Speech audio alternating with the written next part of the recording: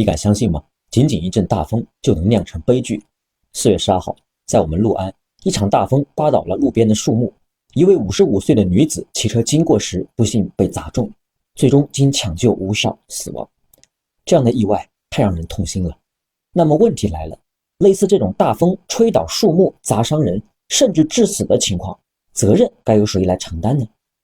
根据民法典第1257条规定林木倾倒致人损害，管理人不能证明没有过错的，应当承担侵权责任。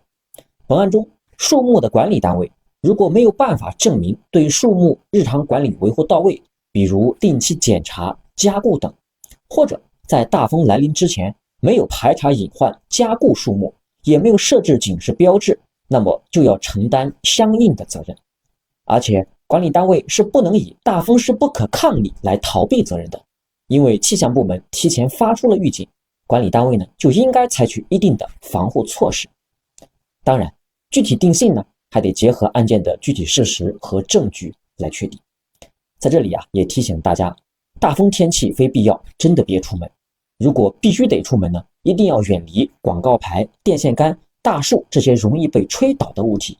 走路呢尽量靠路边，骑车和开车也要格外的小心。希望大家都能把安全放在首位，平安出行。生活处处皆有法律，关注翔宇，给您说法吧。